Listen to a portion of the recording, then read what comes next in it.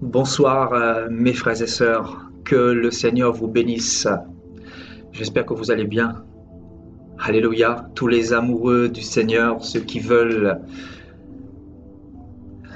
appartenir à ce Dieu véritable, ce Dieu d'amour, ce Dieu de paix, ce Dieu qui nous fait du bien, ce Dieu qui nous enseigne tous les mercredis, tous les samedis. Nous sommes ici pour lui, n'est-ce pas, frères et sœurs? Nous sommes ici pour nous fortifier, pour continuer la marche chrétienne. Alléluia, avec le Seigneur, nous y arriverons. Parce qu'il a dit dans Jean 15, celui qui n'est pas attaché à moi, il ne peut rien faire. Et nous voulons vraiment que ce soit lui le maître de la barque. Alléluia. Nous voulons vraiment être dans la barque avec notre Dieu, notre Père. Et que ce soit toujours lui qui soit au-devant, que sa parole soit toujours au-devant de tout, frères et sœurs. Alléluia, gloire à Dieu. Voilà, nous sommes le samedi 15 septembre 2018. Soyez toutes et tous les bienvenus. Donc, mercredi dernier, nous avons étudié sur l'incertitude dans la vie en général. Et voilà, j'étais en prière hier. Et le Seigneur me mettait à cœur de faire la deuxième partie. Mais en fait, j'ai redéfini ce thème. Donc, mercredi, c'était l'incertitude dans la vie en général. Et ce soir, ça sera le thème suivant, l'incertitude dans la vie chrétienne, frères et sœurs. Pourquoi? Parce que rien n'est certain dans ce monde, comme vous le savez. Il n'y a rien de certain dans ce monde. Alléluia. Il y a des chrétiens qui pensaient être dans la certitude et ils sont tombés. Et nous allons essayer de comprendre la pensée du Seigneur afin que nous ne puissions pas reproduire les erreurs de ceux qui sont tombés, de ceux qui ont fait marche arrière, de ceux qui sont retournés dans leur vomi, comme dira Pierre. Alléluia. Parce que le but, en fait, c'est de persévérer. Le but, c'est d'aller jusqu'au bout. Le but, c'est d'avancer avec le Seigneur. Le but, c'est en fait d'aller jusqu'au bout de notre vie chrétienne. Et ce n'est pas toujours facile, frères et sœurs. Donc, nous avons besoin de ce genre d'enseignement pour être équipés et pour avancer, frères et sœurs. Alléluia. Donc, sans plus tarder, je vais vous inviter à prendre vos Bibles dans 1 Corinthiens, chapitre 10.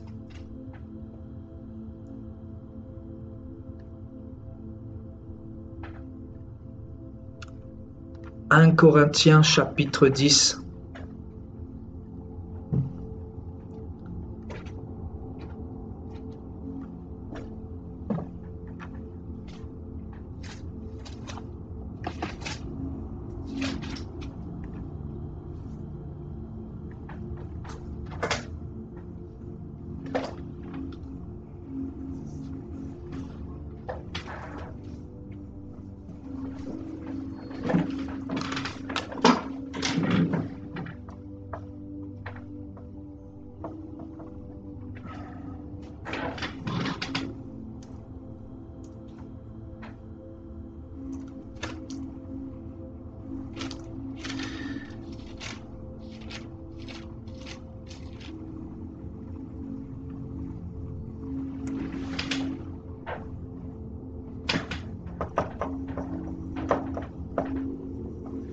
Le verset 1 et nous lirons jusqu'au verset 13.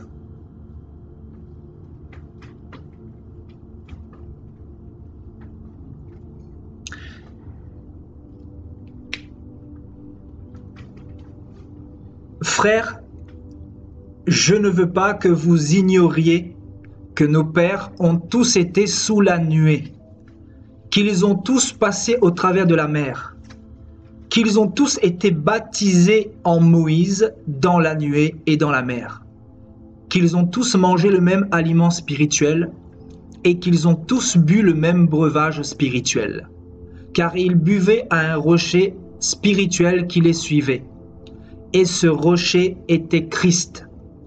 Mais la plupart d'entre eux ne furent point agréables à Dieu, puisqu'ils périrent dans le désert. Or, ces choses sont arrivées pour nous servir d'exemple, afin que nous n'ayons pas de mauvais désirs comme ils en ont eu.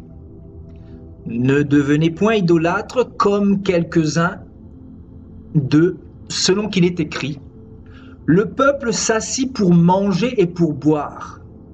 Puis ils se levèrent pour se divertir. Ne nous livrons point à l'impudicité comme quelques-uns d'eux s'y livrèrent, de sorte qu'il en tomba 23 000 en un seul jour. Ne tentons point le Seigneur comme le tentèrent quelques-uns d'eux, qui périrent par les serpents.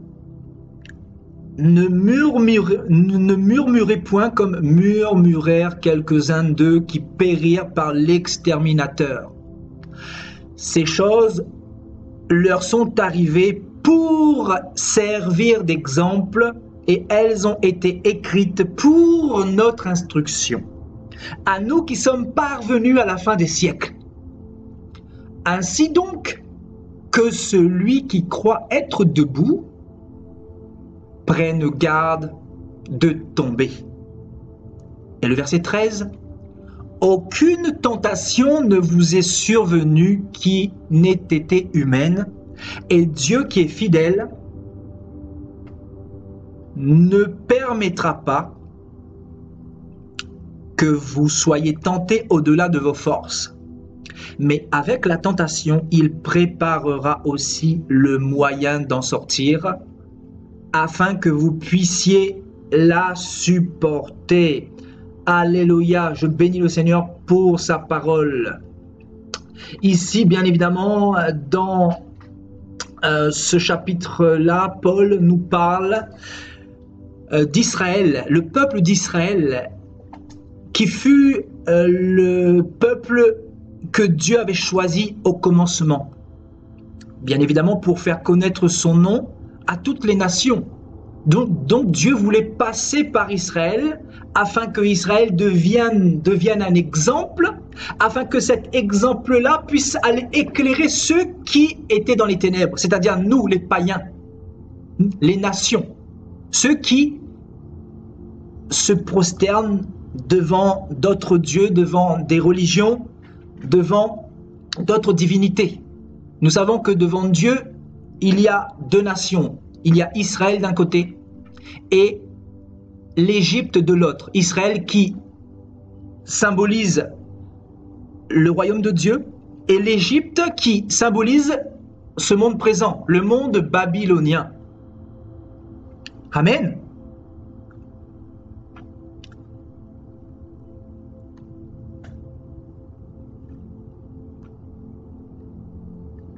Et donc, Dieu voulait passer par Israël pour se faire connaître aux hommes. Mais ici, en fait, Paul va nous dire que Israël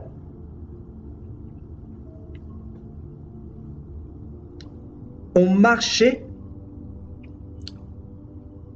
au travers de la mer, qu'ils ont été baptisés en Moïse dans la nuée, et qu'ils ont tous mangé le même aliment spirituel, et qu'ils ont bu le même breuvage spirituel, car Israël buvait à un rocher qui les suivait. Et on nous dit que ce rocher était Christ. Donc on nous dit clairement que le Dieu que nous servons, c'est le même Dieu qui a marché avec Moïse. Donc c'était Christ sous la forme de l'Esprit, bien évidemment. Donc l'Esprit de Christ était dans la nation d'Israël, pour diriger Israël dans le bon chemin. Alléluia. Et on nous dit, au verset 5, que la plupart d'entre eux ne furent point agréables à Dieu, puisqu'ils périrent dans le désert. Et Paul va dire au verset 6, ces choses sont arrivées pour nous servir d'exemple, afin que nous n'ayons pas de mauvais désirs comme ils en ont eu. Donc maintenant, j'aimerais un petit peu vous ouvrir l'esprit par rapport à ce que Israël a connu. Donc Israël était bien évidemment dans la servitude égyptienne, dans la servitude babylonienne, dans la servitude des démons, dans la servitude de Satan le diable. Israël était considérée comme une prostituée. Parce que le Seigneur va utiliser ce terme-là dans Ézéchiel ainsi que dans Jérémie et dans d'autres passages également. Il va dire, voilà, tu étais une prostituée, je t'ai lavé, je t'ai habillé, tu étais nue et je suis venu à toi pour faire de toi quelqu'un parce que tu n'étais rien. Et donc, Dieu a effectivement choisi Israël. Et Dieu va manifester sa gloire à tout le peuple d'Israël. Dieu va leur montrer un certain nombre de miracles, de prodiges. Dieu va leur montrer qu'il est le véritable Dieu, qu'il est celui qui peut ouvrir la mer Rouge en deux, qu'il est celui qui peut faire pleuvoir du ciel du pain, des cailles, etc. Il va leur montrer qu'il était le seul qui était capable de leur combler le cœur notamment. Parce que nous savons que tous les hommes viennent dans ce monde avec le cœur vide. Donc ils ont besoin d'être comblés par quelque chose. Donc Dieu voulait combler le cœur d'Israël, notamment par sa présence. Amen. Donc ils ont vu un certain nombre de prodiges, de miracles que Dieu avait fait sous la génération de Moïse. Et malgré cela, malgré toute cette gloire que Dieu a manifestée en leur faveur, qu'est-ce qu'ils vont faire? Ils vont se rebeller contre Dieu. Et on nous dit au verset 6, le verset 5 nous dit, beaucoup d'entre eux ont péri dans le désert. Pourquoi ont-ils péri dans le désert, frères et sœurs? On nous dit au verset 7 qu'ils étaient idolâtres, que beaucoup d'entre eux s'asseyaient pour manger, pour boire, pour se divertir, pour se livrer à la débauche, pour se prosterner devant d'autres dieux que le véritable Dieu, c'est-à-dire Yahweh, Yeshua Mashiach, Jésus-Christ de Nazareth. Donc, connaissant les lois de Dieu, parce que Dieu était passé par Moïse pour faire connaître ses lois, notamment les 10 commandements ainsi que le reste de la loi qu'il a donné dans Lévitique, etc. Donc, bien que, ayant connaissance de toutes les lois du Seigneur, ils vont se rebeller d'une manière ouverte contre Dieu. Ils vont prendre le risque de se rebeller contre ce Dieu qui leur avait donné ses lois. Pourtant, ils avaient été prévenus. Le Seigneur leur dira, je mets devant vous la bénédiction, la malédiction. Je mets devant vous le bien et le mal. Choisissez la bénédiction afin que vous viviez. Donc Israël avait été prévenu.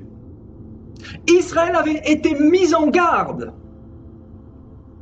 Et qu'est-ce que va faire Israël? Israël va se rebeller ouvertement contre celui qui les avait sortis de la servitude, de la dure servitude de l'Égypte, de Pharaon.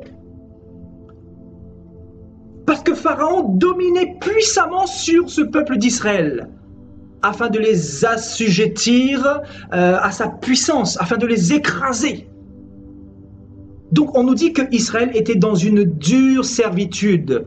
Et Dieu a entendu justement le cri de ce peuple-là. Et il est parti les chercher à bras forts. Il les a sortis de cette dure servitude-là pour leur faire connaître ses lois, pour nettoyer Israël, pour laver Israël de toutes ses crasses, de tous ses péchés, pour leur montrer également sa puissance et sa gloire. Notamment, vous connaissez cet épisode de la mer Rouge. Donc le Seigneur a ouvert la mer Rouge et a englouti toute l'armée de Pharaon. Et eux, ils sont passés à pied sec dans la mer Rouge et ils ont atteint l'extrémité, c'est-à-dire sur la terre ferme. Donc ça vous montre un petit peu que Dieu, en fait, il a manifesté sa puissance. Il leur a montré qu'il pouvait faire des choses au-delà de toutes nos espérances, qu'il était vraiment tout puissant. Et qu'il était capable d'ouvrir un chemin là où c'était fermé. Parce que quand ils sont arrivés devant cette mer, il n'y avait aucune issue. Donc ils ont commencé à se poser des questions. Et ils se sont dit, Moïse, où est-ce qu'on va partir maintenant? Et Moïse leur a dit, ne craignez pas, parce que j'ai un Dieu qui m'a fait des promesses. Le Dieu qui m'a dit de vous sortir du pays d'Égypte va vous sortir de cette galère. Et l'armée de Pharaon ne vous engloutira pas, parce que ce Dieu-là, il est fidèle et il va tenir cette promesse qu'il nous a faite. C'est là que Dieu leur a fait passer à travers cette mer rouge. Et on nous dit que cette mer préfigure un peu le baptême de Christ. Vous savez? Donc Israël a été baptisé à travers cette mer-là. C'est une préfiguration de ce que Christ allait emmener par la suite, c'est-à-dire le baptême de la mort à la résurrection. Donc Israël était passé de l'Égypte à la terre promise, donc de la mort à la vie. Mais malgré cela, malgré cette grâce, ce privilège, cette opportunité d'avoir été choisis par Dieu, ils ne vont pas se rendre compte de la grandeur de la grâce que Dieu les a faite. Ils ne vont pas se rendre compte du cadeau, de la faveur que Dieu les a faite. Et qu'est-ce qu'ils vont faire? Ils vont se rebeller contre Dieu ouvertement. Ils vont fléchir leurs genoux devant Baal, devant Astarté, devant les dieux de l'Égypte, devant d'autres dieux que leur Dieu, le Dieu qui les avait sortir du pays d'Égypte. Et cela va provoquer la colère de Dieu. Et on nous dit que beaucoup d'entre eux ont péri dans le désert. Amen. Et le verset 6 nous dit, ces choses sont arrivées pour nous servir d'exemple. C'est très fort. C'est très, très, très fort. Pour nous servir d'exemple. Donc Dieu a permis cela, que beaucoup d'Israélites meurent, pour que nous ne suivions pas le même chemin que ce peuple courait. Parce que ce peuple avait vu la puissance de Dieu, mais malgré cela, ils vont s'endurcir pour s'opposer à ce Dieu-là, pour s'opposer à ses plans, pour s'opposer à leur salut, véritablement. Parce qu'en s'opposant à Dieu, c'est à leur salut qu'ils étaient en train de s'opposer, frères et sœurs. Donc ils étaient en train de s'opposer à la vie. Donc littéralement, ils préféraient la mort. Donc on se dit, mais comment cela peut-il être possible? Et quel est le rapport à notre thème de ce soir, l'incertitude dans la vie chrétienne? Quel est le rapport? Regardez ce que Paul nous dira au verset 11. Le verset 11.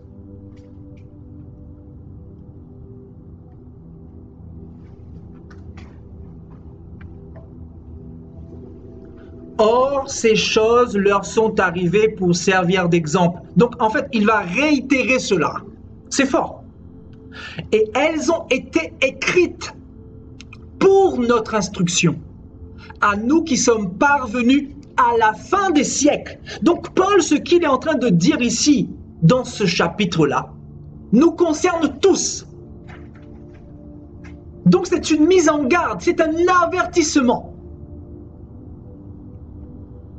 Et il va dire au verset 12, ainsi donc, voilà le verset qui nous intéresse ce soir, que celui qui croit être debout prenne garde de tomber.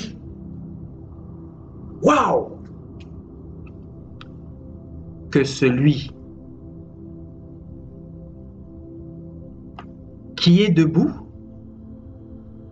prenne garde de tomber. Waouh!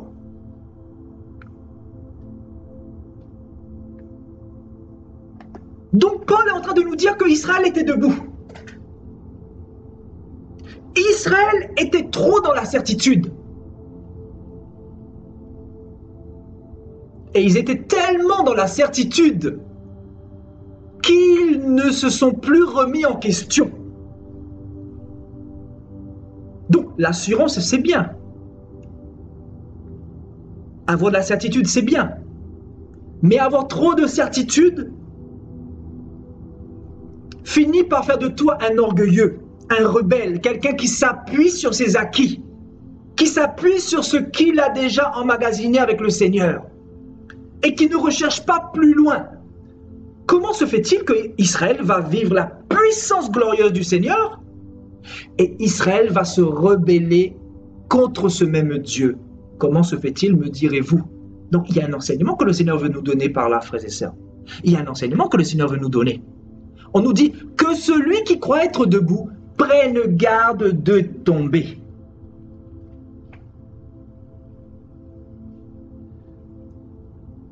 Donc c'est fort. Donc Paul est en train de dire que nous qui avons accepté Jésus, nous qui sommes debout aujourd'hui, nous pouvons tous tomber. Il ne faut pas se voiler la face. Je veux parler aujourd'hui aux véritables chrétiens, à ceux qui sont enracinés en Yeshua, à ceux qui sont bâtis sur le roc, à ceux qui sont bâtis sur le fondement de Christ, à ceux qui sont bâtis dans la sainteté, à ceux qui sont bâtis dans la justice, à ceux qui ont un cœur disposé pour toujours bien faire, pour avancer avec Jésus, pour aller de gloire en gloire, de victoire en victoire, pour aller de croissance en croissance, pour mûrir, pour porter du fruit. Je veux parler à ces chrétiens-là. Parce que les autres ne me comprendront pas. Ils ne vont pas comprendre mon langage. Mais je veux parler à ceux qui veulent aller au ciel.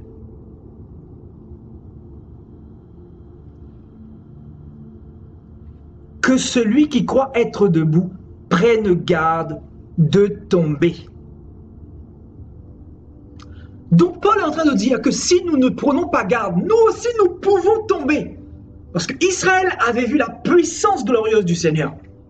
Vous vous imaginez, vous arrivez devant la mer Méditerranée, le Seigneur ouvre la mer devant vous, vous marchez à sec, vous voyez les eaux au-dessus de vous, je ne sais pas combien de kilomètres sur 10 kilomètres, les eaux qui s'écartent comme ça devant vous. Waouh! Mettez-vous à la place d'Israël, mettez-vous un peu à la place d'Israël. Je veux que vous vous imaginiez un petit peu la scène. Imaginez-vous un petit peu une armée de 1 million, 2-3 millions de soldats derrière vous, à vous pourchasser, pour vous tuer, pour vous exterminer. Et le Dieu qui vous aime vous ouvre la mer Méditerranée pour que vous passiez à sec entre les eaux. Il vous emmène de l'autre côté, sur la terre ferme. Et il engloutit cette armée de 2-3 millions sous les eaux. Mettez-vous à la place d'Israël. On nous dit qu'Israël a vécu ce prodige puissant. C'est un des plus grands prodiges que le Seigneur a fait depuis Genèse 3. Il a fait bien d'autres choses, hein. Mais c'est un prodige vraiment extraordinaire. Et le Seigneur voulait vraiment montrer sa puissance à travers ce miracle-là. Le Seigneur, en fait, voulait manifester ouvertement sa gloire pour que Israël aille jusqu'au bout. Mais aujourd'hui, nous comprenons que ce n'est pas les miracles qui font avancer un chrétien. Parce que si les miracles faisaient avancer un chrétien, Israël ne se serait pas rebellé contre Dieu. Vous comprenez? C'est pour ça que dans cette génération de miracles-là, il y a beaucoup qui ne sont pas de Dieu. Je dirais même 90% ne sont pas de Dieu. Beaucoup vont à Dieu pour être guéris, pour être restaurés. Beaucoup vont à Dieu pour ce qu'il donne, pour les miracles qu'il fait. Mais beaucoup ne vont pas à Dieu pour le sacrifice qu'il a fait pour nous à la croix. Pour ce véritable miracle pour lequel nous devrions vivre. Donc il y a un problème. Donc Dieu nous montre clairement que peu importe le miracle qu'il pourra manifester dans notre vie, mais si notre cœur n'est pas pur devant lui, si nous ne nous humilions pas véritablement devant lui, pour reconnaître que nous sommes pécheurs, ben nous allons finir par s'endurcir et passer à côté des plans de Dieu. Et Israël, malheureusement, était passé à côté des plans du Seigneur. Et la Bible dit qu'ils ont tellement provoqué la colère de Dieu par leur attitude négligente, par leur attitude méchante, par leur rébellion, par leur endurcissement. Ils ont provoqué tellement la colère de Dieu que Dieu les a frappés Dieu les a exterminés par dizaines de milliers dans le désert. Dans le désert. Waouh! Et on nous dit que ces choses-là sont arrivées pour nous servir d'exemple. Et Paul va réitérer cela à 2 reprises. Afin que nous n'ayons pas les mêmes mauvais désirs qu'eux. Afin que nous soyons vigilants en tout temps. Afin que nous soyons sur nos gardes en tout temps. Afin que nous ne sommeillions jamais. Mais que nous veillions constamment. Que nous nous mettions en garde en permanence. Parce que Satan vient quand nous nous y attendons pas, frères et sœurs. Allons faire un tour dans Luc chapitre 4.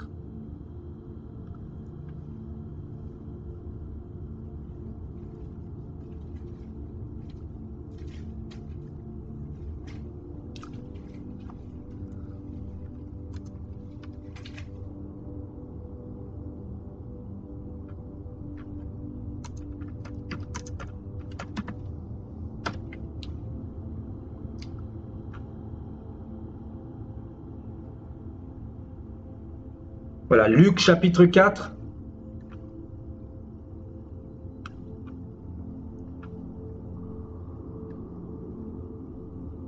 Au verset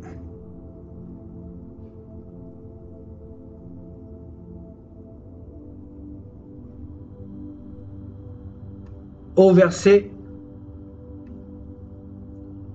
13.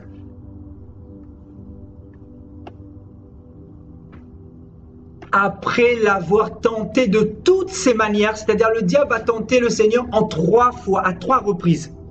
On nous dit, après l'avoir tenté de toutes ses manières, le diable s'éloigna de lui jusqu'à un moment favorable.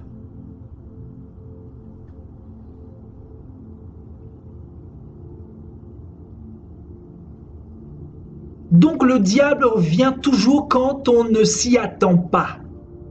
Quand nous baissons la garde. C'est comme ça qu'il arrive à faire tomber des multitudes de chrétiens nés de nouveau. Comment se fait-il que beaucoup commencent bien et finissent mal?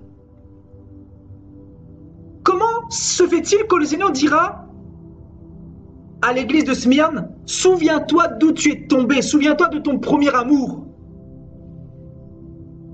Regardez, on va partir dans Apocalypse 2.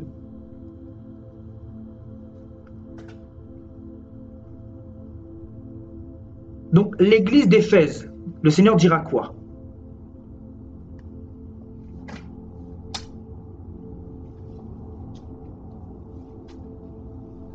Mais ce que j'ai contre toi, Apocalypse chapitre 2, verset 4. Mais ce que j'ai contre toi, c'est que tu as abandonné ton premier amour.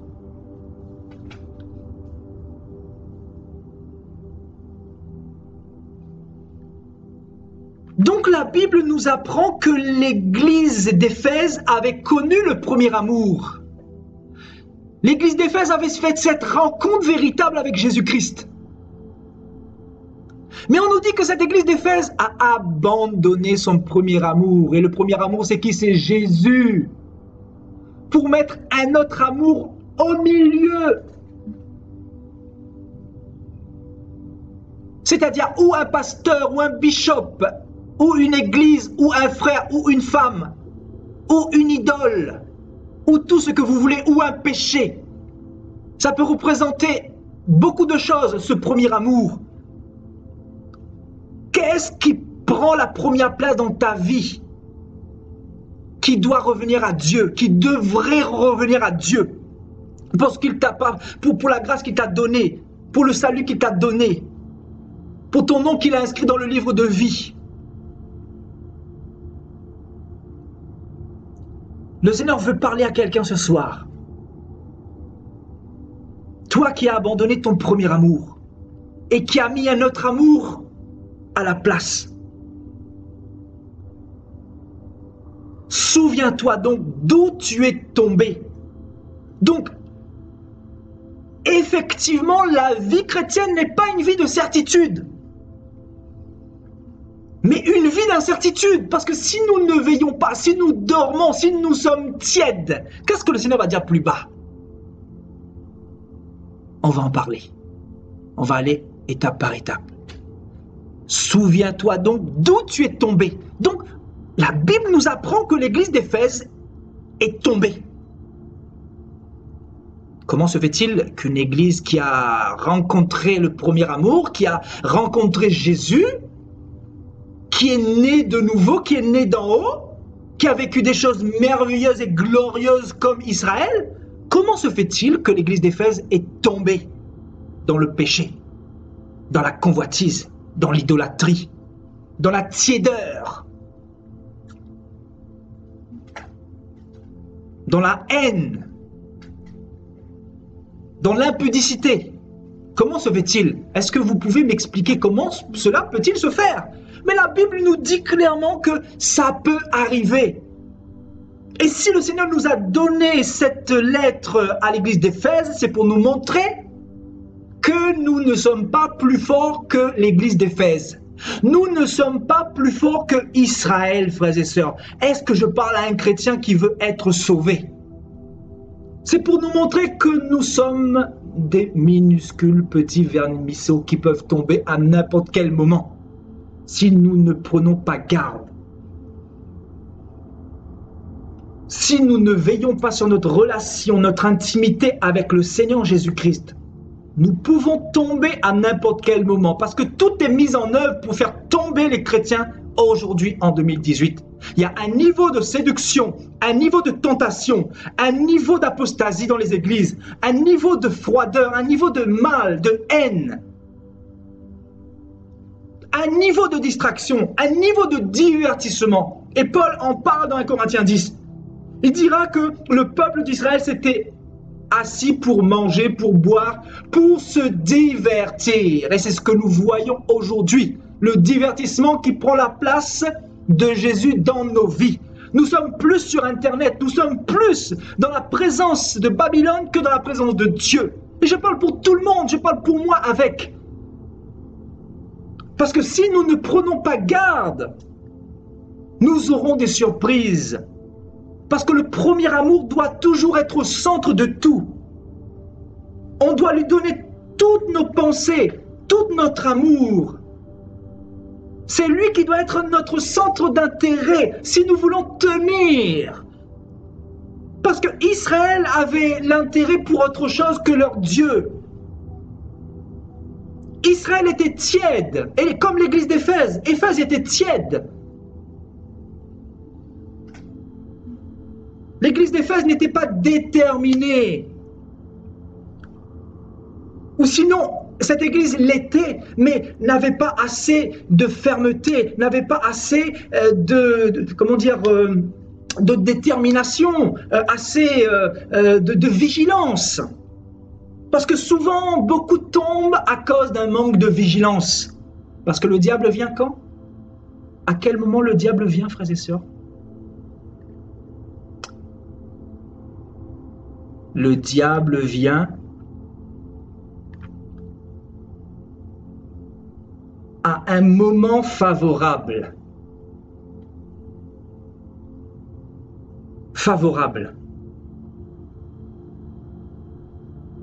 À un moment favorable. Il ne viendra jamais quand tu te porteras bien. Il ne viendra pas parce qu'il voit que tu es bâti, que tu es fort, que tu te crois fort. Il viendra quand tu seras dans une épreuve terrible. Quand tous les hommes vont te rejeter, quand ta propre famille va te rejeter, quand tes propres enfants vont te rejeter, quand tu vas te retrouver seul, là il va venir t'envoyer des flèches, des pensées, te dire voilà, souviens-toi, quand tu étais dans le monde, tu n'avais pas toutes ces attaques-là. Retourne en arrière, retourne en Égypte, rebelle-toi contre ton Dieu. Parce que là-bas, tu avais la certitude de ne pas être persécuté.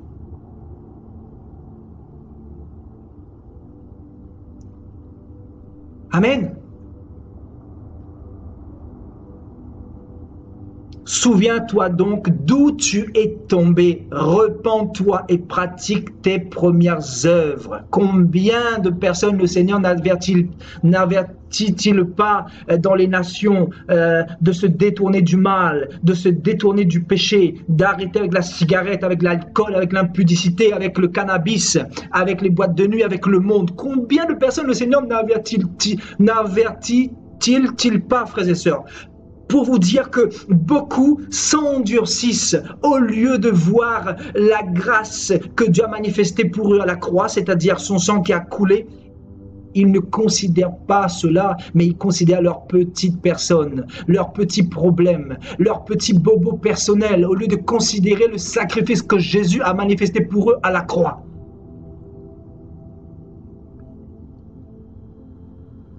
Le Seigneur dira que le premier commandement, c'est d'aimer Dieu de tout son cœur, de toute son âme, de tout son esprit, de toutes ses pensées. Si tu aimes Dieu, il faudra tout laisser. Il faudra que tu laisses tout. Même ta famille, même tes enfants s'il le faut. Et quand je dis tout, c'est aussi ta cigarette. C'est aussi la débauche dans laquelle tu te trouves en ce moment. Les mauvaises compagnies. Les faux frères, le mensonge, la distraction. Tu dois tout laisser et mettre le premier amour au centre. Sinon, le Seigneur dit, je viendrai à toi et j'ôterai ton chandelier de sa place, à moins que tu ne te repentes. Voyez, le Seigneur, malgré la faveur qu'il nous avait déjà faite auparavant, il nous donne encore l'opportunité de nous repentir. Tandis qu'Israël n'avait pas cette opportunité, Israël n'avait pas eu cette chance. Israël a été frappé par le Seigneur dans le désert. Parce que le Seigneur les avait montré sa puissance d'une toute autre manière.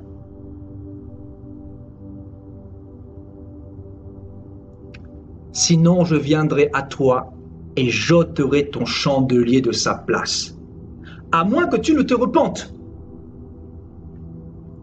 Amen. Donc, l'église d'Éphèse était trop dans la certitude.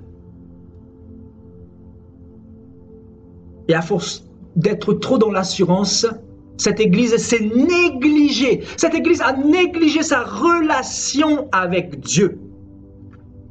Cette église a négligé sa vie de consécration, sa vie de jeûne, sa vie de prière, sa vie d'obéissance, sa vie d'abstinence par rapport au péché.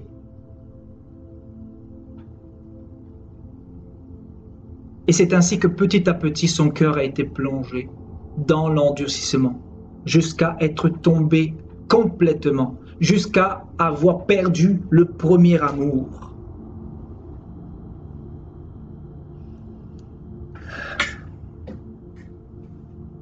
Donc la vie chrétienne est bel et bien une vie d'incertitude. Tout n'est pas certain. Tu sais comment tu as commencé, mais tu ne sais pas comment tu vas terminer. Ton présent et ton futur dépendent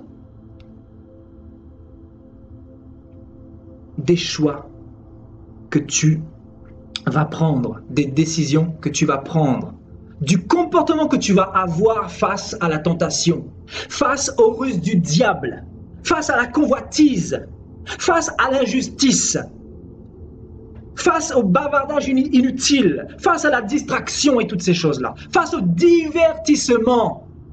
On est dans un sale temps et on n'a plus le temps de se divertir, frères et sœurs. Il faut se préparer. Plus le temps passe, plus le Seigneur nous presse dans nos cœurs pour nous dire qu'il est en train de revenir et qu'il faut se sanctifier. Il faut être pur, sans tache et irréprochable. Voilà la prière que je fais en ce moment devant le Seigneur. Je dis, Seigneur, rends-moi pur, sans tache, ni ride et irréprochable, comme le dit ta parole. Parce que si quelqu'un n'est pas sans tache, il ne rentrera pas dans le royaume des cieux. Vous n'avez pas peur, vous, frères et sœurs, de rater l'enlèvement? Sincèrement. Vous n'avez pas peur de rater l'enlèvement, frères et sœurs? À cause d'une bêtise? À cause d'un manque de vigilance? À cause d'une distraction? À cause d'un tout petit péché, un plaisir de 5 minutes. Vous n'avez pas peur de rater l'enlèvement, frères et sœurs? Nous avons l'habitude de voir sur YouTube, dans des films, voilà, des personnes qui mettent un peu en scène l'enlèvement. Déjà, nous pouvons nous représenter d'une manière intellecte dans cette prophétie-là. Mais imaginez-vous quand elle va arriver véritablement. Il va y avoir des larmes, des pleurs, des regrets, des chagrins. Et je peux entendre le nombre de « si j'avais su, Seigneur, si j'avais su que ta prophétie allait s'accomplir ». Et là, tu vas entendre dans le fond de ton cœur, Dieu n'est pas un homme pour mentir, ni un fils de l'homme pour se repentir. Ce qu'il a dit, il l'accomplira. Le ciel et la terre passeront, mais mes paroles ne passeront jamais. C'est là que ces paroles vont résonner aux profondeurs de ton cœur. Et là, les regrets vont commencer à surgir.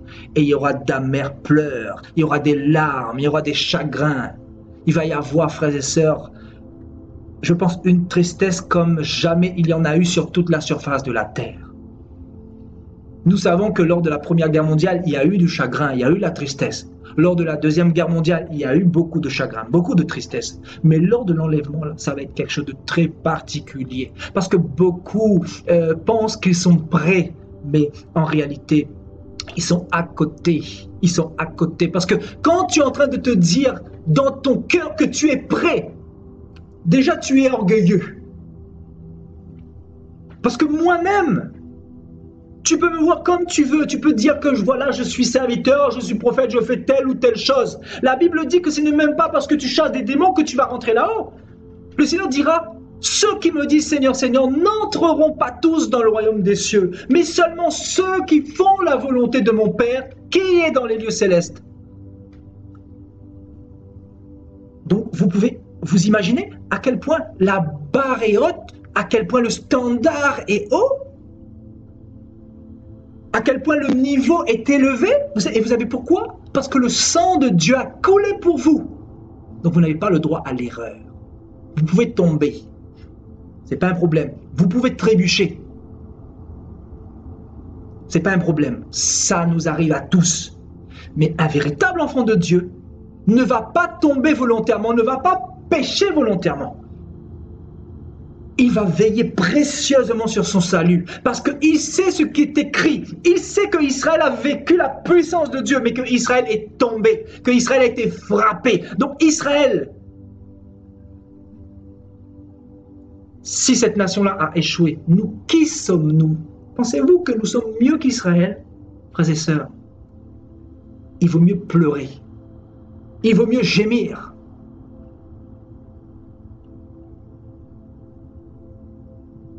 Il vaut mieux s'humilier. Parce que nous ne sommes pas meilleurs qu'Israël. Laissez-moi vous dire. Nous ne sommes pas mieux qu'Israël. Nous ne sommes pas mieux que l'église d'Éphèse. Éphèse était comme nous. Cette église a rencontré Jésus. Cette église a rencontré Jésus parce qu'on nous dit que cette église a cette chose précieuse, c'est-à-dire le chandelier d'or qui représente l'Esprit de Dieu, le Saint-Esprit. Donc c'est ce que nous avons de plus précieux. Donc, Israël et l'église d'Éphèse avaient reçu cet esprit de grâce, cet esprit de puissance. Mais malheureusement, ils sont tombés. Donc comment expliquez-vous cela? C'est tout simplement parce que la vie chrétienne n'est pas certaine. Sauvé une fois, sauvé pas pour toujours. Je répète, je crois que le Seigneur va briser des chaînes encore ce soir-là. Sauvé une fois, ce n'est pas sauvé pour toujours. C'est un mensonge.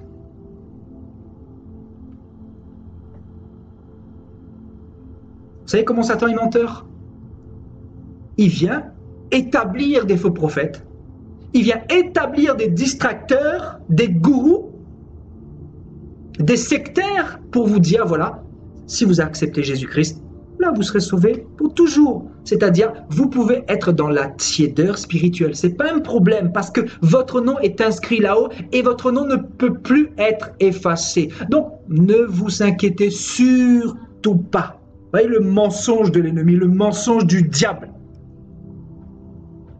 Parce que quand vous regardez la parole, regardez ce que la Bible nous dit.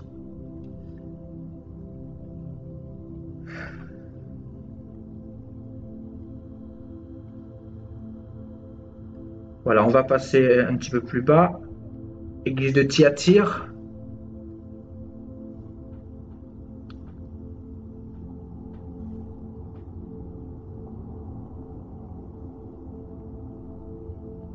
Vous voyez l'église de Thyatire pareillement, hein? Vous voyez?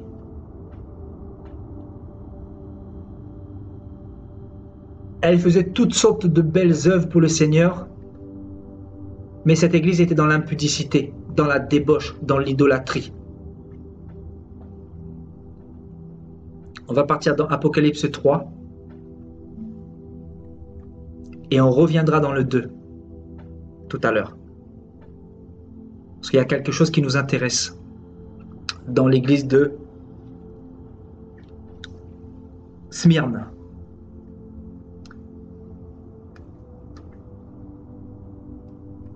Au verset 3. Rappelle-toi donc comment tu as reçu et entendu et garde et repens-toi. Le Seigneur dit quoi? Si tu ne veilles pas. Vous voyez, c'est un avertissement. C'est fort, hein? Regardez. C'est fort, c'est très très très fort. Il dit, sois vigilant. La vigilance, frères et sœurs. Donc, je pense qu'on peut noter cela.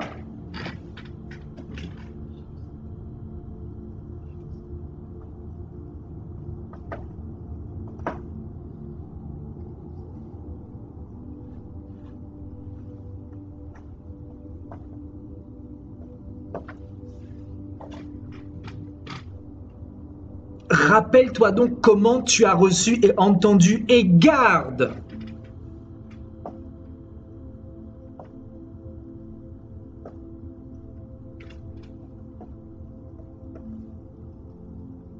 Bien évidemment, la parole.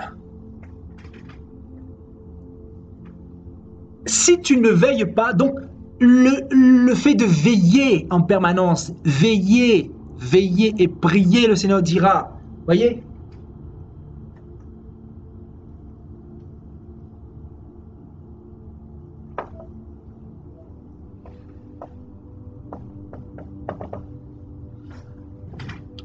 Si tu ne veilles pas, je viendrai comme un voleur et tu ne sauras pas à quelle heure je viendrai sur toi. Cependant, tu as quelques-uns de cette église qui n'ont pas souillé leurs vêtements et ils marcheront avec moi en vêtements blancs parce qu'ils en sont dignes. Et on nous dit quoi ici? Regardez. Je n'effacerai point son nom du livre de vie. Waouh! Ça veut dire que la vie chrétienne n'est pas certaine. La vie chrétienne est incertaine. La vie chrétienne n'est pas certaine. Elle est certaine à condition que nous nous accrochons à Jésus de Nazareth. Ça ne veut pas dire que parce qu'aujourd'hui vous êtes bien, vous êtes avec le Seigneur, votre nom est inscrit dans le livre de vie, que cela y restera indéfiniment. Cela dépendra de vos actions, de vos choix, de vos décisions, de votre détermination, de votre zèle, de votre cœur, parce que c'est du cœur que viennent l'abondance de toutes choses. Amen. Donc, le Seigneur dit, hein, je n'effacerai point son nom du livre de vie.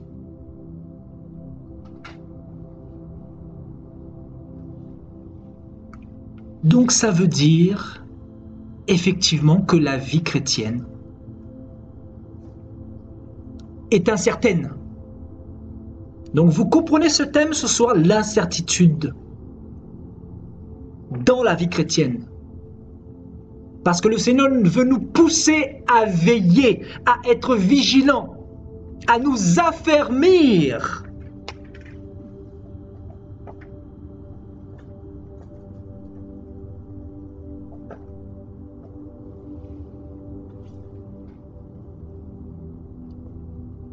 À veiller, à garder, à se repentir également.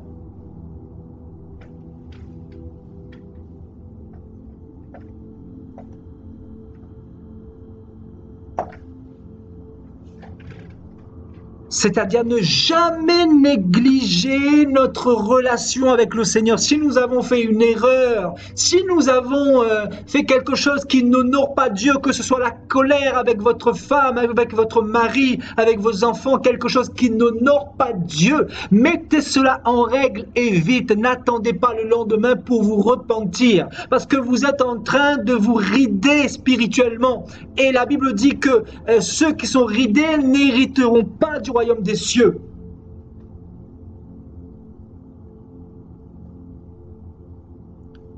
Que celui qui a des oreilles entende ce que l'Esprit dit aux églises. Allons un peu plus bas.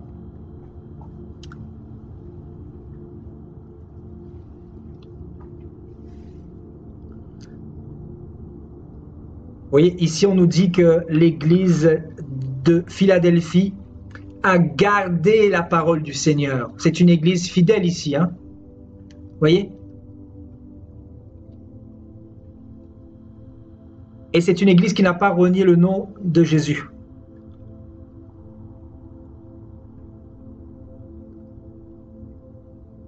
Donc, parce que tu as gardé la parole de la persévérance en moi, vous voyez? Gardez la parole du Seigneur. La parole du Seigneur vous dit quoi? Ne commettez pas l'impudicité. Bénissez vos ennemis. Priez pour ceux qui vous persécutent. Ne vous mélangez pas avec les impies, avec les faux frères. Ne parlez en aucun cas mal de votre frère, mais bénissez avec votre langue. Soyez en paix avec tous, dit le Seigneur. Voilà quelle est la parole de la persévérance en Jésus. Et il dira, je te garderai aussi à l'heure de la tentation qui va venir sur le monde entier pour éprouver les habitants de la terre. Amen. On va descendre un peu plus bas, l'église de Laodicée.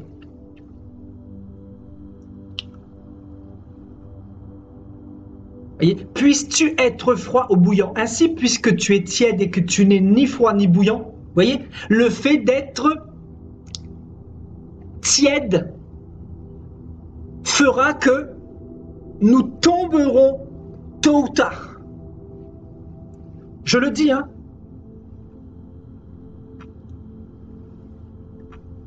Le fait d'être tiède fera que vous allez tomber tôt ou tard. C'est obligé. C'est obligé. Regardez Israël.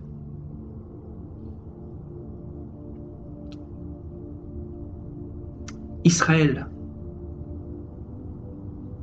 Certains pourraient dire qu'ils étaient bouillants, mais ils sont tombés. En fait, on se rend compte qu'ils n'étaient pas bouillants parce qu'on a vu qu'ils sont tombés. Mais à l'époque, on aurait pu croire qu'ils étaient bouillants. Quand ils étaient en train de passer la mer Rouge, si quelqu'un les aurait vus, il aurait dit que Israël, c'était quelqu'un de bouillant, c'était une nation bouillante, c'était une nation qui voulait suivre Dieu. Mais malheureusement, Israël n'est pas parti au bout de sa persévérance avec Dieu. La persévérance. Celui qui ne persévère pas est certain de tomber. La persévérance, c'est une clé fondamentale si nous voulons réussir notre vie chrétienne. Amen.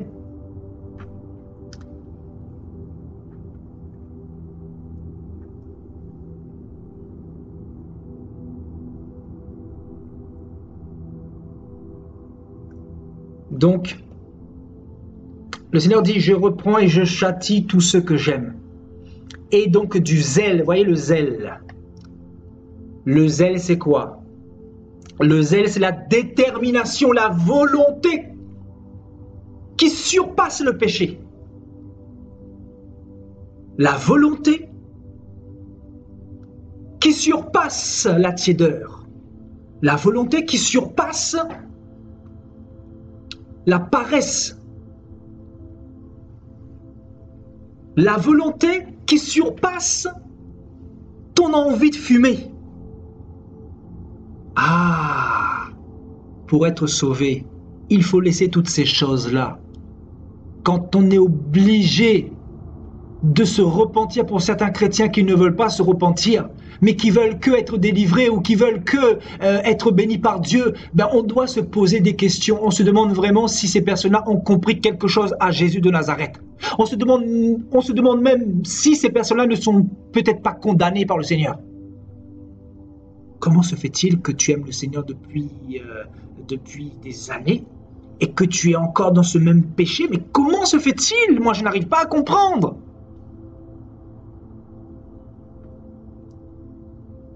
En fait, tu ne te démarques pas des autres chrétiens. Tu es un chrétien du dimanche. Et ton manque de zèle a fait que tu es tombé. Même si tu penses que tu es accroché à Dieu, peut-être que tu es accroché, Dieu ne t'a pas rejeté, loin de là. Parce qu'il te dit qu'il faut veiller, il faut garder sa parole, il faut se repentir. Le Seigneur donne la possibilité de se repentir. Israël n'a pas eu cette grâce-là. Vous comprenez? Donc sous Jésus, nous avons cette grâce-là, mais pas indéfiniment. Souvenez-vous ce que le Seigneur dira à l'église d'Éphèse. Si tu ne gardes pas ma parole, si tu ne te repens pas, je viendrai et j'ôterai ton chandelier. Je retirerai mon Esprit Saint en toi. Donc vous qui croyez toujours que nous avons un petit Jésus bisounours, comme j'ai l'habitude de dire, détrompez-vous. Il faut craindre Dieu, frères et sœurs. Dieu n'est pas dans les sentiments. C'est vrai que Dieu a beaucoup de compassion pour ses enfants. Il va prendre beaucoup d'années pour avoir de la patience avec toi, parce qu'il sait que tu es humain, que tu es charnel, parce qu'il veut te sauver, etc. Mais tu ne peux pas me dire que tu aimes Jésus-Christ et tu aimes encore le péché, et tu aimes encore la masturbation, et que tu es toujours dans la pornographie, et que tu aimes toujours boire de l'alcool, t'enivrer, et que tu aimes toujours commettre des choses abominables. Tu ne peux pas me dire que tu aimes Jésus, que tu as ce premier amour dans ton cœur, et te distraire, ne pas avoir de vie de prière, ne pas avoir de vie d'intimité avec Dieu, dans la méditation quotidienne de la parole. Quelqu'un ne peut pas me dire qu'il aime Dieu en agissant de la sorte, c'est pas possible. À quel niveau aimes-tu Dieu? Le Seigneur a dit, si quelqu'un ne porte pas sa croix, ne peut pas être mon disciple. Tu dois tout laisser, encore une fois, tes deux mains avec. S'il est possible de couper tes deux mains, il vaut mieux pour toi rentrer dans le royaume de Dieu manchot que d'aller en enfer avec les deux mains qui t'ont poussé à fumer, à souiller le tabernacle de Dieu, à souiller le temple de Dieu que tu dois être, que tu es censé être. Vous pensez que le Seigneur est honoré là? Vous fumez, vous boucanez toute l'année comme ça là? Le cannabis, l'alcool, on vous avertit, on vous prévient et vous continuez encore. C'est ça le pire, c'est ça que j'arrive pas à comprendre. Donc on se dit, mais la parole du Seigneur est bel et bien réelle. Il va amasser le blé dans son grenier et il va brûler la paille dans le feu qui ne s'éteint point. C'est écrit, c'est ça l'évangile de Dieu. Vous voulez être sauvé? Sauvez-vous de Sodome et Gomorrhe. Arrêtez de regarder en arrière. Arrêtez de regarder à vos faiblesses. Venez au Seigneur tel que vous êtes. Dites-lui, Seigneur, je veux te suivre. À partir d'aujourd'hui, je te demande pardon. Je prends la ferme comment dire, résolution pour te suivre malgré la tentation, malgré le fait que Satan reviendra. Bien évidemment, Satan reviendra. Mais si à chaque fois Satan revient dans le moment favorable, quand tu t'y attends pas, il te provoque et tu tombes, cela fait de toi quelqu'un de fidèle, quelqu'un de déterminé, quelqu'un qui aime Dieu. Quelqu'un qui aime Dieu ne fléchit pas ses genoux devant Baal. Élie n'a pas fléchi ses genoux devant les sorciers, devant le démon, devant le péché. Élie n'a pas fléchi ses genoux devant la cigarette, devant l'alcool, devant l'impudicité. Tous les prophètes de Dieu dans la Bible, tous les serviteurs de Dieu n'ont pas fléchi leurs genoux devant le péché. Donc on ne peut pas se dire serviteur de Dieu et être dans le bourbier du péché. C'est pas possible. Puisque tu es ni froid ni bouillant, je te vomirai de ma bouche. C'est-à-dire, je t'ôterai le chandelier. Vous savez, l'action de vomir, là, c'est l'action de rejeter quelqu'un. C'est l'action de rejeter quelque chose, vous voyez. Quand on vomit, on rejette quelque chose. Et c'est ce que le Seigneur est en train de dire à l'église de Laodicée.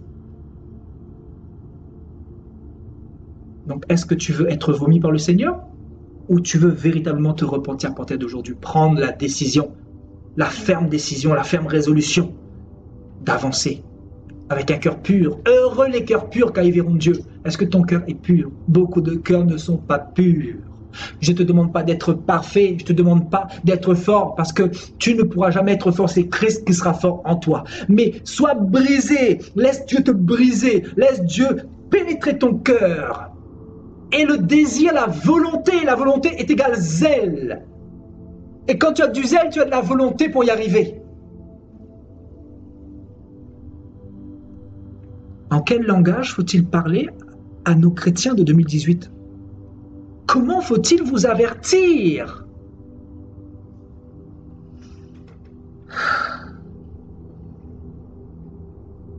Après, beaucoup diront, je suis dur, je suis dur. Mais vous pensez que je suis dur? Israël a été frappé dans le désert.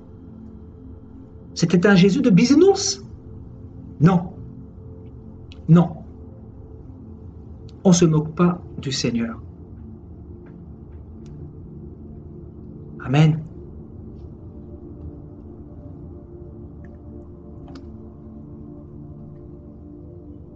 Aie donc du zèle et repens-toi. Voici, je me tiens à la porte et je frappe. Si quelqu'un entend ma voix et ouvre la porte, j'entrerai chez lui et je souperai avec lui. Amen. Et maintenant, allons dans Apocalypse 2. On va voir pour l'église de Smyrne. Qu'est-ce que le Seigneur dit? Si vous voulez être dans la certitude dans votre marche chrétienne, vous devrez, on va le voir, voilà, l'église de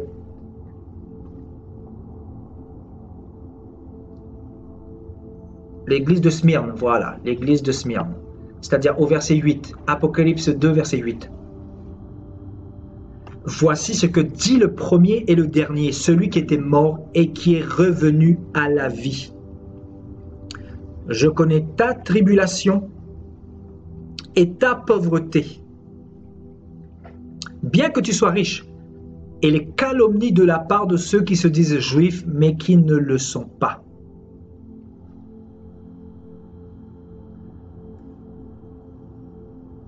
Mais qui sont une synagogue de Satan. Ne crains pas de ce que tu vas souffrir. Ah, la souffrance. Si tu veux être dans la certitude de réussir avec le Seigneur, ne rejette pas la souffrance. Le Seigneur dit, ne crains pas de ce que tu vas souffrir. Parce que tu peux crier au Seigneur d'arrêter de souffrir, mais il va permettre cela, parce qu'il faut que tu souffres pour être sauvé. Est-ce que tu comprends ça? Est-ce que quelqu'un comprend ce passage ce soir?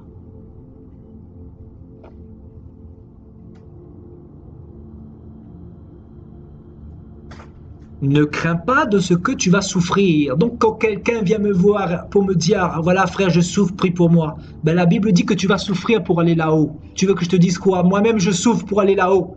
Tu veux que je fasse quoi? Que je porte ta charge, ton fardeau? Je ne peux pas. Je peux t'aider, t'accompagner, t'encourager, prier pour toi, mais je ne peux pas aller au-delà. Chacun portera sa propre charge.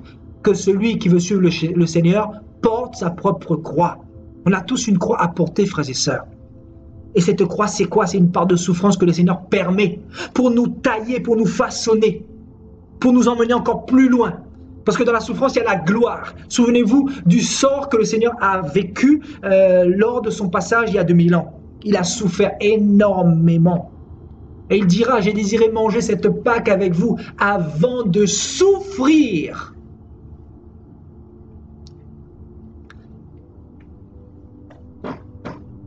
Voici, le diable jettera quelques-uns de vous en prison afin que vous soyez éprouvés. Vous voyez, l'épreuve.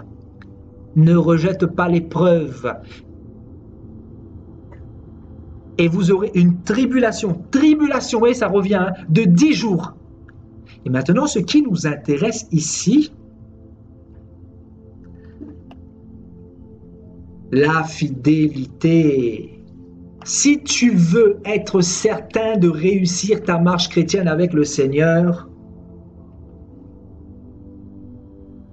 si tu veux être certain de réussir ta marche chrétienne avec le Seigneur, tu dois être fidèle jusqu'à la mort. Je dis bien jusqu'à la fin. Qu'est-ce que le Seigneur veut nous enseigner là ce soir? Israël n'a pas été fidèle jusqu'au bout. C'est pour cela que Paul dira que celui qui croit être debout prenne garde de tomber.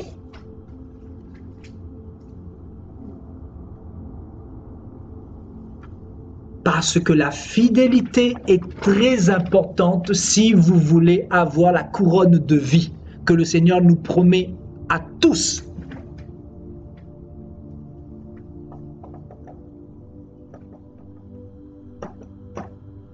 La fidélité. Sois fidèle jusqu'à la mort, littéralement jusqu'au bout, jusqu'à la fin.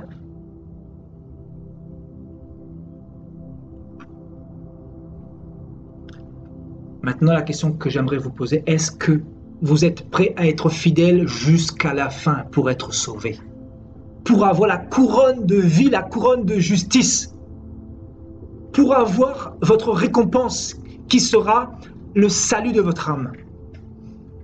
La fidélité. Israël n'a pas été fidèle. Et Israël est passé à côté des plans du Seigneur. L'église d'Éphèse n'a pas été fidèle. Et le Seigneur demande à cette église de se repentir. Beaucoup de personnes ne sont pas fidèles au Seigneur. Beaucoup de personnes ont bien commencé, sont fidèles pour 2 mois, pour 1 an, pour 2 ans. Mais leur fidélité s'arrête en cours de route.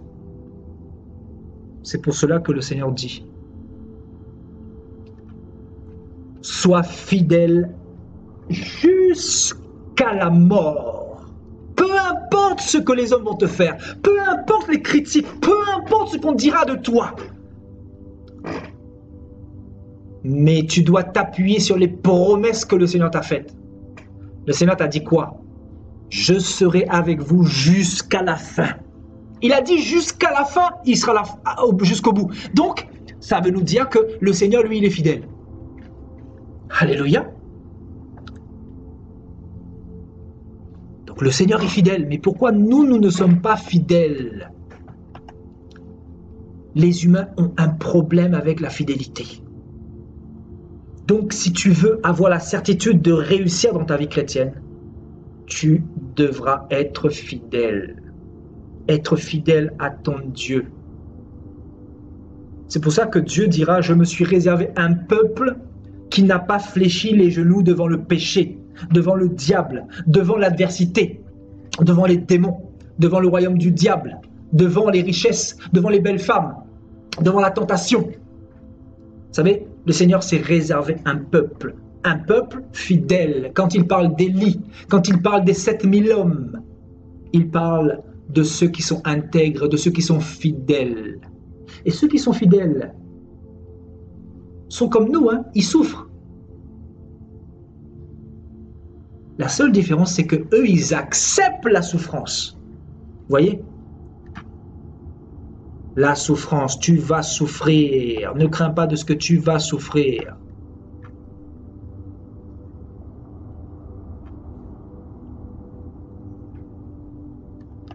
La souffrance. La seule différence des fidèles, c'est que eux, ils acceptent la souffrance. Et ceux qui finissent par tomber, c'est qu'ils rejettent la souffrance, ce qui fait qu'ils tombent en cours de route. Regardez, Israël voulait retourner en Égypte. Ils vont murmurer contre Moïse, ils vont murmurer contre Yahweh, contre leur Dieu qui les a sortis de la dure servitude.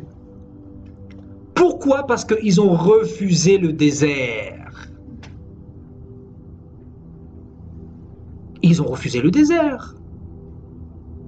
Ils voulaient les miracles, ils voulaient la gloire, ils voulaient du pain, ils voulaient se divertir, la distraction, mais ils ne voulaient pas souffrir, comme les chrétiens de 2018. Je veux dire à quelqu'un ce soir, si tu es chrétien, tu vas souffrir. Acte 14, 22. C'est par beaucoup de tribulations qu'il nous faut entrer dans le royaume des cieux.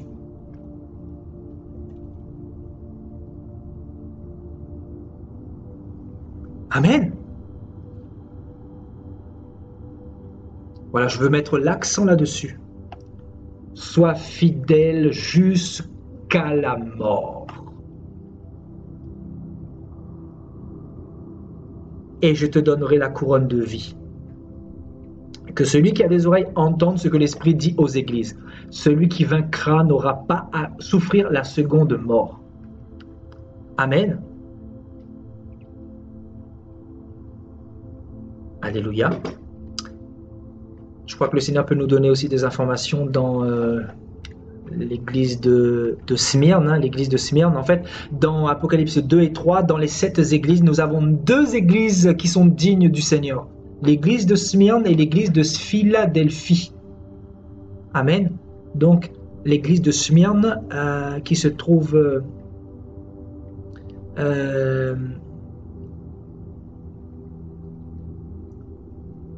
Voilà, c'est l'église de Philadelphie. Amen. L'église de Philadelphie, voilà. Donc l'église de Smyrne et Philadelphie, c'est bien ça. C'est ça, voilà. Voilà.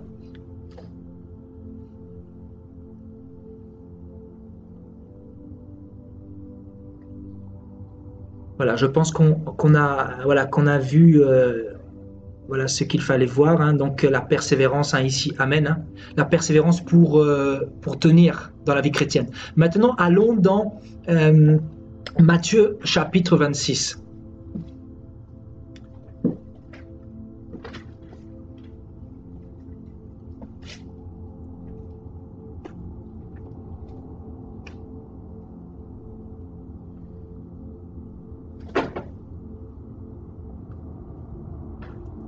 Veillez et priez afin que vous ne tombiez pas dans la tentation. L'esprit est bien disposé, mais la chair est faible. Vous voyez ce que dit le Seigneur là?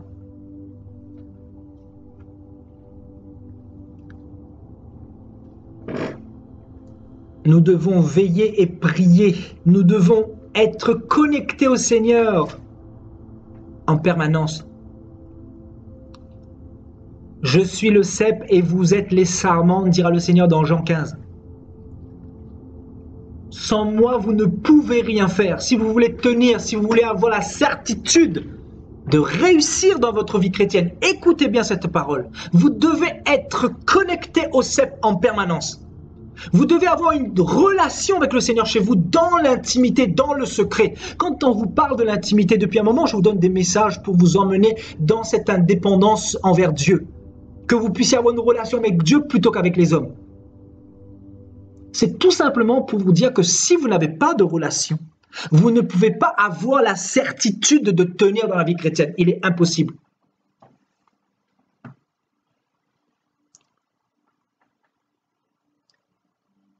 Parce qu'on nous dit,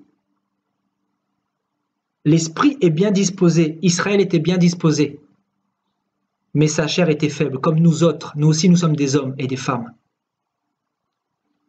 Eux, ils sont tombés dans la tentation. Voyez? Et nous aussi, nous sommes tentés. Mais nous ne succombons pas.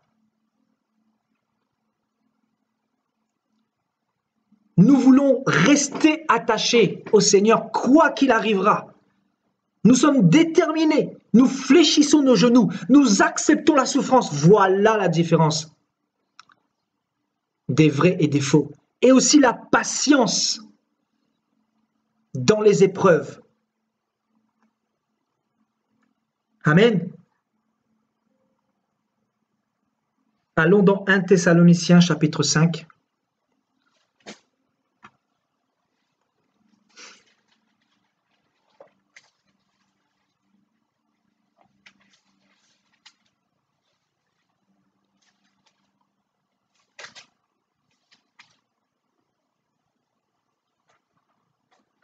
Le verset 1 jusqu'au verset 8. Pour ce qui est des temps et des moments, vous n'avez pas besoin, frères, qu'on vous en écrive, car vous savez bien vous-même que le jour du Seigneur viendra comme un voleur dans la nuit. Quand les hommes diront paix et sûreté, alors une ruine soudaine les surprendra, comme les douleurs de l'enfantement surprennent la femme enceinte.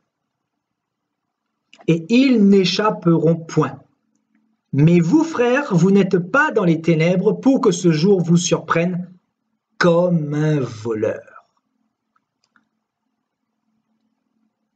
Voyez, Paul dit dans son épître aux Thessaloniciens que nous, les enfants de Dieu, nous ne sommes pas dans les ténèbres pour que ce jour nous surprenne. C'est-à-dire, nous sommes éclairés en permanence parce que nous sommes la lumière du monde, parce que Christ nous éclaire par sa parole, Christ nous éclaire par l'assurance, Christ nous éclaire par la foi, Christ nous éclaire par la persévérance, Christ nous éclaire par la fidélité. Christ nous éclaire de toutes ces manières-là. Christ nous éclaire dans la souffrance.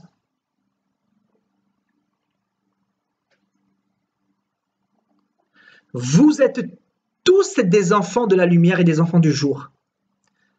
Nous ne sommes point de la nuit ni des ténèbres. Ne dormons point comme les autres, mais veillons et soyons sobres. Car ceux qui dorment, dorment la nuit, et ceux qui s'enivrent, s'enivrent la nuit.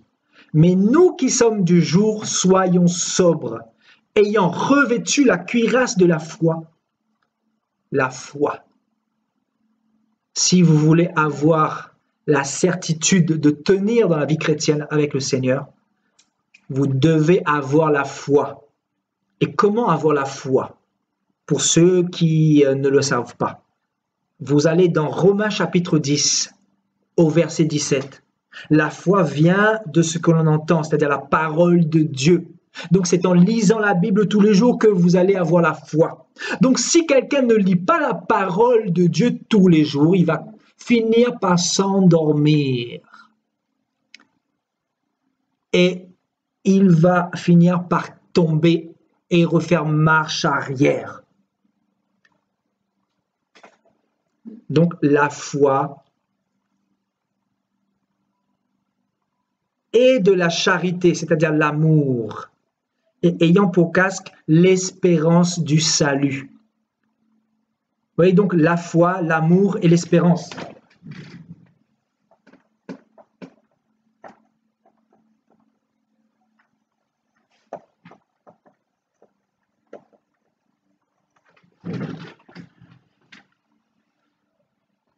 Donc pourquoi l'amour? Parce que si vous n'aimez pas Dieu de tout votre cœur, de toute votre âme, de toutes vos pensées, de tout votre esprit, vous ne pourrez pas tenir. Parce que c'est Dieu qui vous donne la force de tenir en fait. C'est pour cela qu'il est important de demander à Dieu de nous aider à l'aimer en premier. Et ayez pour casque l'espérance du salut. L'espérance, c'est quoi? L'espérance, c'est de s'attendre à Dieu. Si on ne succombe pas, si on demeure fidèle, c'est parce que nous espérons dans les promesses de Dieu. Donc l'espérance, c'est quoi? C'est l'attente patiente dans les promesses de Dieu.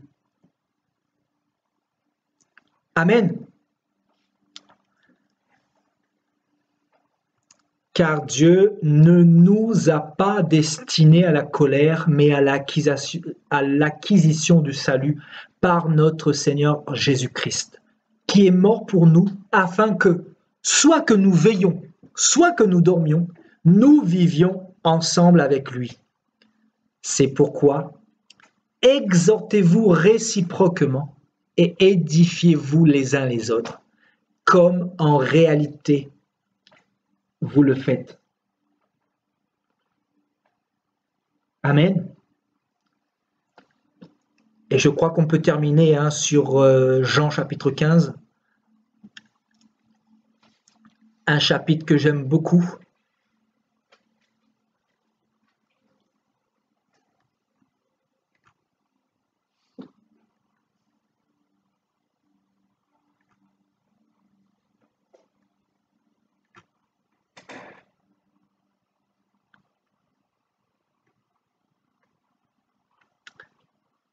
Le Seigneur dit, « Je suis le vrai cep et mon Père est le vigneron. Tout sarment qui est en moi et qui ne porte pas de bons fruits, il le retranche. Et tout sarment qui porte du fruit, il l'émonde afin qu'il porte encore plus de fruits. Déjà, vous êtes purs à cause de la parole que je vous ai annoncée. Demeurez en moi et je demeurerai en vous. » Voilà le secret. Voilà le secret de la vie chrétienne. Si vous nous voyez ici et là pour travailler pour Dieu, si vous voyez des choses que Dieu fait, si vous voyez la main de Dieu, ce n'est pas parce que nous sommes plus forts que vous, c'est parce que nous essayons de demeurer dans le Seigneur, dans le secret. Voilà quelle est notre force, le secret, le lieu secret, quand personne est là.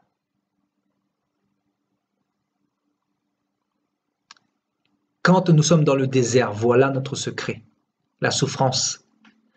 Comme le sarment ne peut lui-même porter du fruit s'il ne demeure attaché au cep, ainsi vous ne le pouvez pas non plus si vous ne demeurez en moi. Je suis le cep, vous êtes les sarments. Celui qui demeure en moi porte beaucoup de fruits. Car sans moi, c'est très important ici, vous ne pouvez rien faire. Donc si vous voulez avoir la certitude de réussir votre vie chrétienne, laissez-moi vous dire qu'il faut demeurer en Jésus par la foi. Il faut développer votre relation avec lui quotidiennement.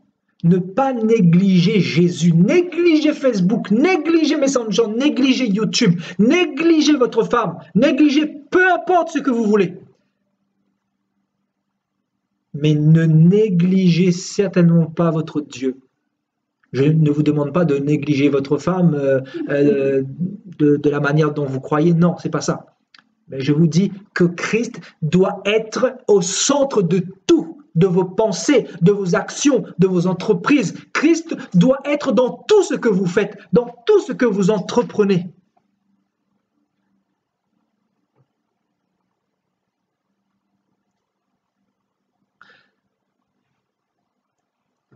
Si quelqu'un ne demeure pas en moi, il est jeté dehors. Regardez Israël. Pourquoi Israël est tombé? Parce que Israël n'a pas demeuré en Dieu, dans sa parole. Vous comprenez? Il est jeté dehors comme le sarment et il sèche. Puis on ramasse les sarments, on les jette au feu et ils brûlent. Et là, le Seigneur nous parle bien évidemment, malheureusement, de l'enfer pour les rebelles.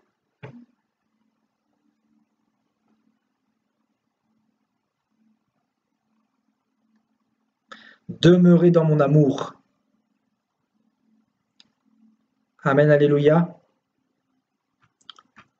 Donc, je crois qu'on peut revenir brièvement sur le verset 12. Donc, ainsi donc que celui qui croit être debout prenne garde de tomber. Toi qui es debout en ce moment, mon frère, ma sœur,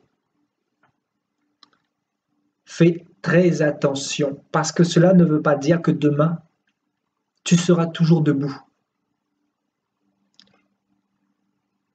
Cela va dépendre, encore une fois,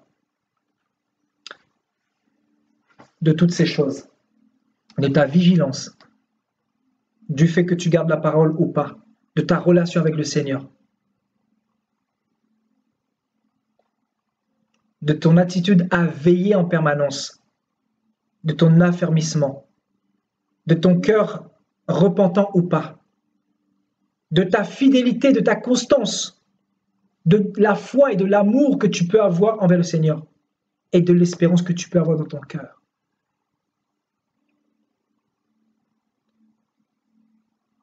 Donc, je veux encourager quelqu'un, mais si quelqu'un est tombé également, le Seigneur est là pour te ramener dans la barque. Il te dit simplement de te repentir, parce que sa grâce est encore devant toi. Il ne te condamne pas. C'est Satan qui veut te condamner. Le Seigneur ne te condamne pas. Il t'aime et il est venu pour te sauver. Il veut simplement que tu te repentes. Et il va s'occuper du reste. Il va te donner les capacités à réussir ta vie chrétienne si tu demeures en lui, avec lui. Alléluia. Voilà, je crois qu'on a terminé pour ce soir. Voyez, aucune tentation ne vous est survenue qui n'ait été humaine et Dieu qui est fidèle ne permettra pas que vous soyez tentés au-delà de vos forces. Voyez, mais avec la tentation, il préparera aussi le moyen d'en sortir afin que vous puissiez la supporter. Alors, je pense que c'est une belle conclusion. Donc, voyez, le Seigneur est fidèle, c'est nous qui ne sommes pas fidèles, encore une fois. Voyez, on nous dit, hein, Dieu est fidèle. Voyez, il y a tellement d'informations dans la parole, tellement d'informations que nous pouvons prendre pour notre édification. Voyez, on nous dit que Dieu est fidèle, hein, voyez.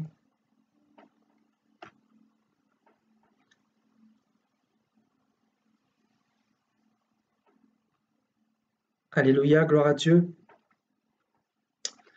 Gloire à Dieu.